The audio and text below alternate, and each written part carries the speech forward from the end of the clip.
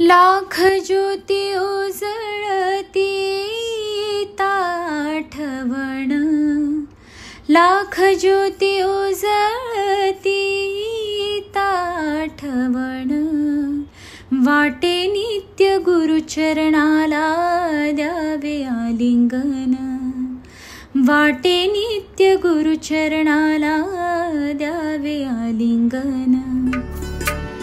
चित्ररत्नांचा खजिना जणू एकाएकी सापडावा, चारी मुक्ती एकमेकींना आलिंगन देऊन मोक्षधामाचे क्षेत्र बनून समोर यावे आणि आपण श्वासरूपी सुमने वाहून या श्री चरणात ब्रह्मानंदी आकंठ रमून जावे. मी पण विसरून जन्मोजन्मी त्यांच्याकडे त्यांनाच मागत राहावे, अशीच काहीशी अवस्था झाली होती नगरकरांची. आणि या भाविकांच्या अवस्थेला कारण होते आपल्या लाडक्या गुरुमाऊलींचे नगर येथे झालेल्या आगमनाने, आणि तेही निर्गुण स्वरूपात बरं का. भाविकांची गुरुदर्शनाची लढीवाळ इच्छा पूर्णत्वाला नेत परमपूज्य स्वामीजींनी सर्व भाविकांवर प्रेमळ आशीर्वादाचा वर्षाव केला.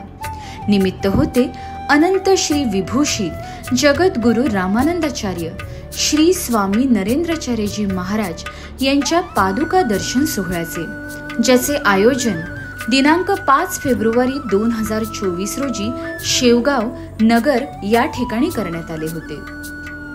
आदल्या दिवशी श्री व सौ हर्षदा विद्याधर काकडे या भाग्यवान यजमानांना दिव्य गुरुपादुकांची सेवा करण्याचे अहोभाग्य प्राप्त झाले. सोहळा दिनी भव्य शोभायात्रेतून सुशोभनीय अशा रथात आरूढ होऊन परमपूज्य श्रींच्या दिव्य पादुका व प्रतिमेचे ढोल ताशांच्या निनादात, फटाक्यांच्या आतिषबाजीत कार्यक्रमस्थळी पोहोचताच जंगी स्वागत करण्यात आले. सुवासिनींनी मनोभावे त्यांचे औक्षण केले. यानंतर श्रींच्या सिद्ध पादुका व प्रतिमा संत पीठावरील सिंहासनावर विराजित करण्यात आल्या. श्रींच्या पादुकांचे पुरोहितांद्वारे वेदोक्त मंत्रघोषांनी षोडशोपचारे शास्त्रोक्तरित्या पूजन करण्यात आले. यावेळी सुमारे 300 भाविकांनी वैयक्तिक श्रीपादुका प्रतीकांचे पूजन केले. तसेच या सोहळ्यावेळी सामाजिक उपक्रमांतर्गत जिल्ह्याच्या वतीने जगद्गुरु नरेंद्राचार्य महाराज संस्थानाच्या सामाजिक उपक्रमांना हातभार म्हणून मोबाईल टॉयलेट व्हॅन दान करण्यात आली. यावेळी माननीय श्रीमती मोनिका राजळे, शेवगाव पाथर्डी आमदार व अन्य मान्यवर उपस्थित होते. त्यांनीही परमपूज्य गुरुमाऊलींच्या आध्यात्मिक व सामाजिक कार्याचा भरभरून गौरव केला. यानंतर जगद्गुरु नरेंद्राचार्य महाराज प्रवचनकार शोभाताई बाबर यांनी आपल्या सुश्राव्य वाणीतून प्रबोधन केले. त्यावेळी त्या म्हणाल्या, गुरु आज्ञेप्रमाणे वागणारा भक्त, शिष्य, साधक हा नेहमीच आपल्या जीवनात येणाऱ्या कोणत्याही प्रसंगावर मात मिळवून घेऊ शकतो.